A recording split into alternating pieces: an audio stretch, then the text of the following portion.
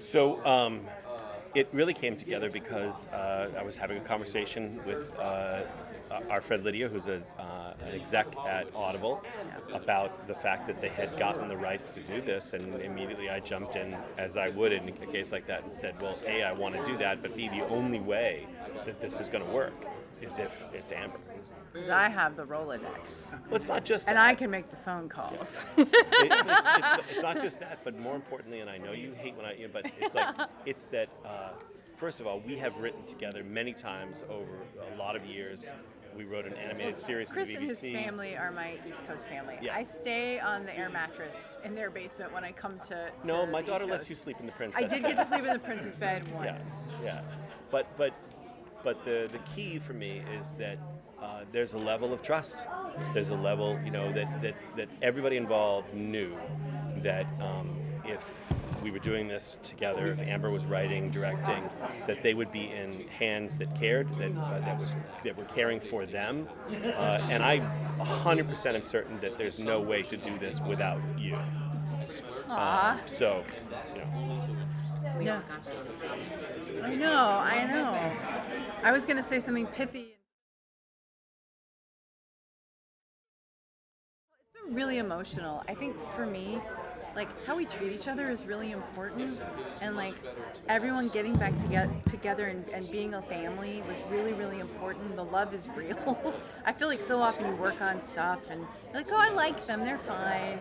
But this, I love these people. I've known these people a long time. We see each other at conventions, and it's I hug them and I want to hug them. It's not just and to be able to give some of them closure on things that didn't get closure was really wonderful. And there was some rough stuff that we've all been through as a group, and to try and make this a better experience was high on our list. Charisma keeps saying you guys are people forward. And I'm like, yeah, we are. We're people forward, and I think the world should be that way in general. So we try. We mess up, everybody does, but we try. That's all you can do.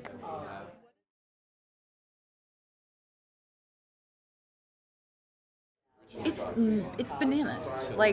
I was at an event and this woman came up. She had a stroller with a little kid in it, and then a couple of 9-10-year-olds, and she's like, kids, it's Grandpa's favorite thing. It's Grandpa's favorite fandom. And I was like, oh my God! So it's the little tiny, the mom, and then the grand. Oh, I mean, there's something about this show that brings people together. I'm not allowed to say show because we're on strike. There's something about the fandom. There's something about the brings fandom. People together. Yeah, I'll edit that out. As you guys all know, SAG-AFTRA on strike. We want to be very respectful of the rules. I don't want to get in trouble later because I love my union. But I think that there's something about this fandom that brings people together, and there's something about the character of this Tara McClay, who's in our Audible original podcast Layers. I always have to get it in. Who because of what she's been through and the relationship and the queer sort of factor, I think it brings people together, brings families. I think so many people in this world I live in an insular environment. I don't know anybody who's different than me, so I can spend time listening to this show, and I'm like, oh, I like all these people, and they're different than me. Some of them are queer, some of them come from a whole other way of life, and I feel like I like them. So maybe everybody's kind of cool, and we can, I just want to wrap up real quick on it and just say that. I know I was going that. No, just to say that for me, I feel like no matter what you actually look like, no matter who you actually present as or look like in life, everybody feels like an outsider sometimes, and some people feel like an outsider all the time. And I think more than anything else, this story in general and this world in general is a world where everybody can watch it and feel like, oh, I can be part of this. I can be with these people. I can be heroic. I can have people at my side, People listen to this and there is a character that you identify with, that you see yourself in. And I think that brings people together.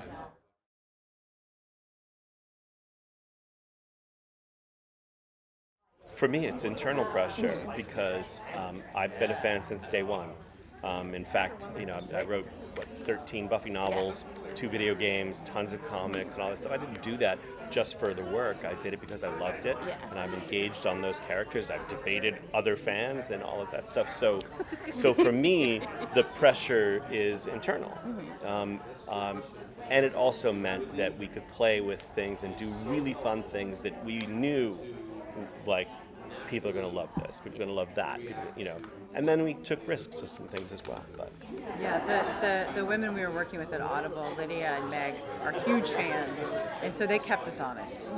They were always like, if we like it and we feel like it's true.